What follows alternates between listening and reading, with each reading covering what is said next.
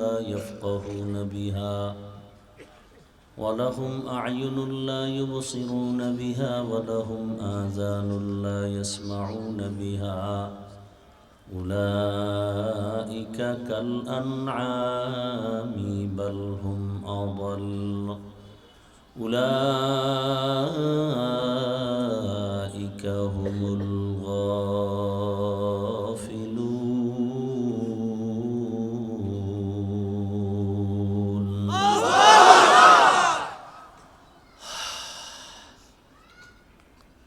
অধিকাংশ মানুষ জাহান্নামে যাবে তিনটা দুর্বলতার কারণে।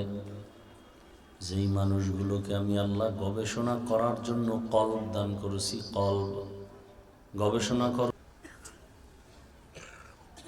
এগুলো বিবেক। এবার শুনেন দলিল, আল্লাহ কি বলছেন?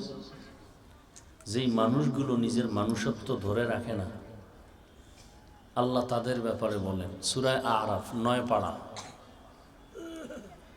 ওয়ালাকাদ যারানা লিজাহান্নামা কাসীরাম মিনাল জিন্নি ওয়াল ইনসি লাহুম কুলুবুন লা ইয়াফকাহুনা বিহা ওয়া লাহুম আ'য়ুনুন লা ইউবসিরুনা বিহা ওয়া লাহুম আযানুন লা ইয়াসমাউনা বিহা উলাইকা কাল আনআমি বাল হুম আযাল উলাইকা হুমুল গাফিলুন।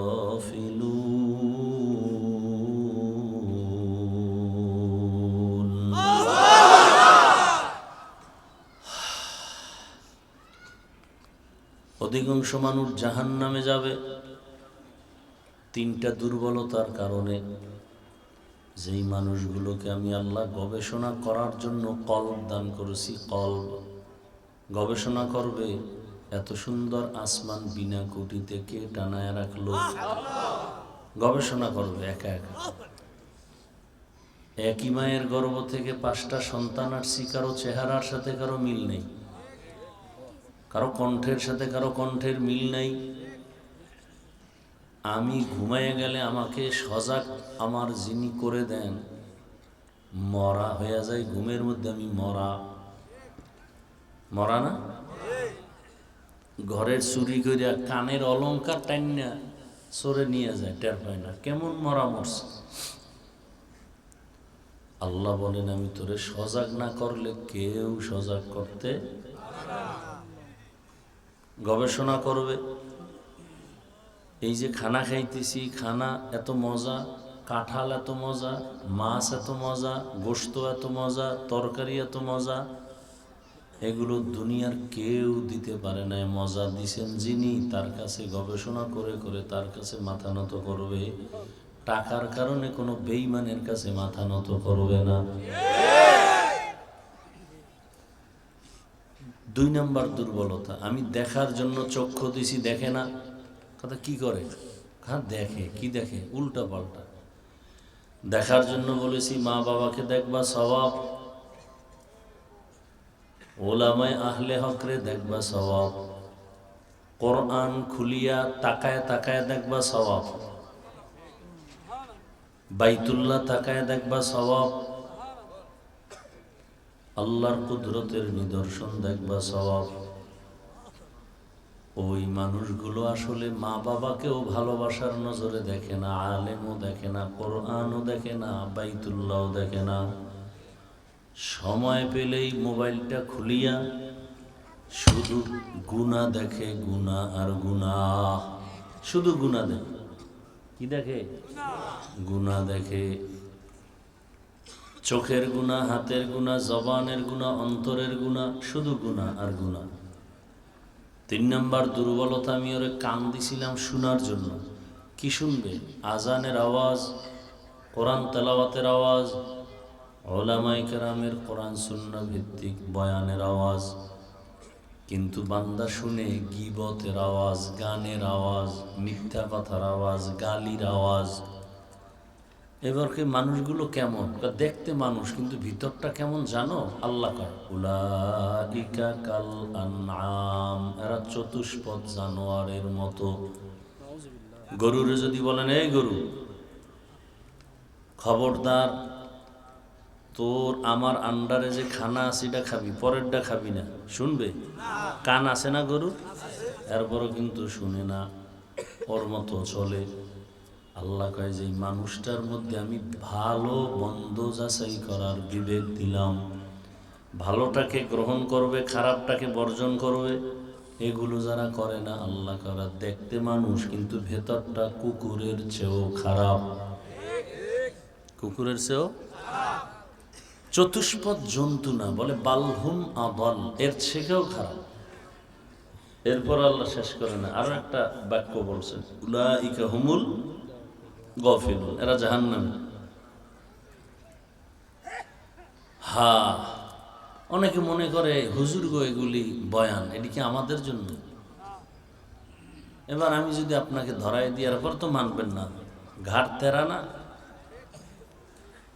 আপনাদের লাইনে একটা যুবক ছেলে, এই যুবকেরা ভুলে গেছো, মাত্র কয়েক সপ্তাহ হইল তোমাদের লাইনের যুবকটা রক্তের ফোঁটা জমিনে ফালাইয়া গোটা দুনিয়াটাকে আলোড়ন তৈরি করে চলে গেল, আর বলে গেল পশু টাকায় বিক্রি হয়, অমানুষ টাকায় বিক্রি হয়, আমি হাদি টাকায় বিক্রি হই নাই।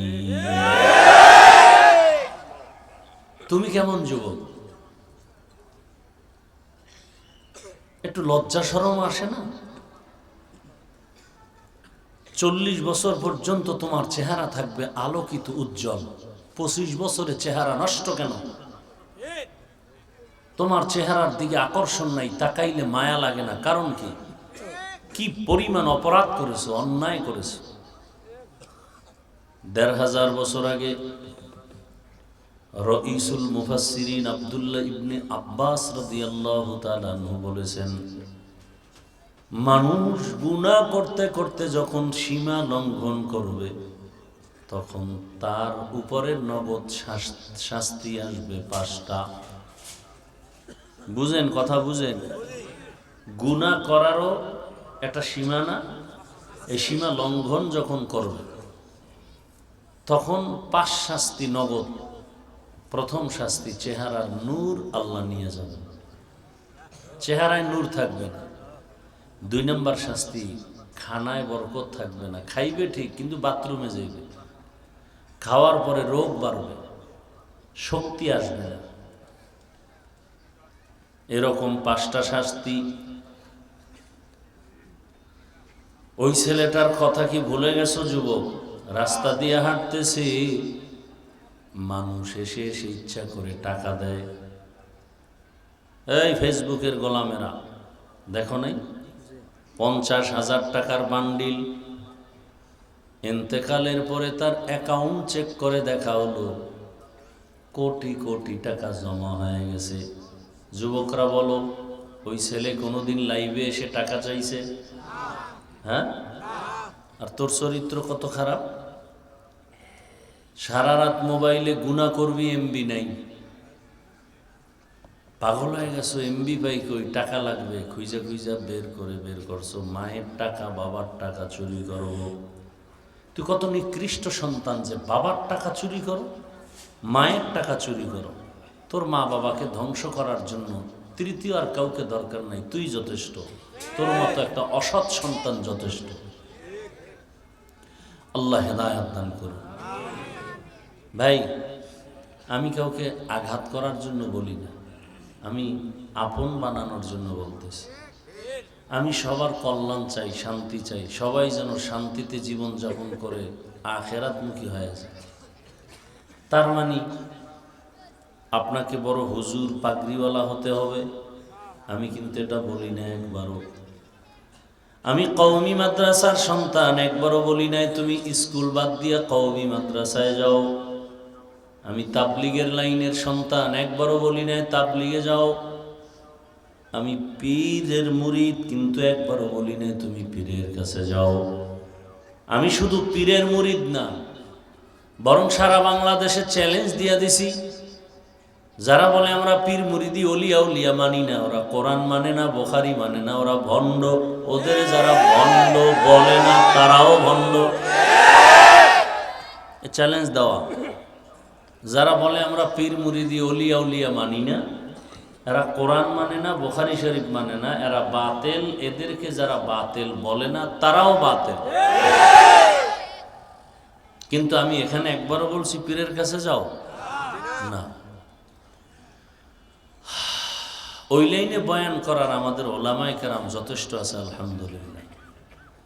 শুধু তাই না, আমার দেশে মাওলানা মুফতি মুহাদ্দিসের অভাব নাই।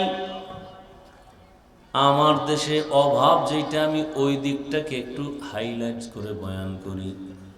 আমার দেশে আদর্শবান ডাক্তারের বড় অভাব, আদর্শবান ইঞ্জিনিয়ারের অভাব, আদর্শবান প্রফেসরের অভাব, আদর্শবান ওসি ডিসি এসপি সাহেবদের বড় অভাব। আজ যদি আমার বাংলাদেশের প্রত্যেকটা থানা জেলার ওসি ডিসি এসপি যদি 5 ওয়াক্ত নামাজি হইতো, আল্লাহর ভয় থাকতো, কোনোদিন ময়দানে ময়দানে গ্রামে গ্রামে কোরআনের বয়ান চলতো, কোনো সুদখোরের পেছনে অনুমতি নেওয়ার প্রয়োজন হতো না। কি ওয়াজ হবে, কোরআনের বয়ান হবে, মানুষকে ভালো বানানোর বয়ান। এখানে অনুমতি কি? কিসের অনুমতি? দুনিয়ার সব আকাম চলে, কোরআনের বয়ান চললে অনুমতি। সব দোষ আপনাদের, সব আপনাদের দোষ। আঙ্গুলটা নিজের দিকে দেন। ওই ভোটের আগে যদি বিক্রি না হইতেন তাহলে বুক ফুলায় কথা বলতে পারতেন। চোরের মতো থাকেন, নেতার বিরুদ্ধে কিছু বলতে পারেন না। সুদখোর 24টা ঘন্টা তার মায়ের সাথে জেনার গুনাহ অল টাইম। আর হে মসজিদের দায়িত্বে যদি আসে তো গজব আসবে না, কি আসবে?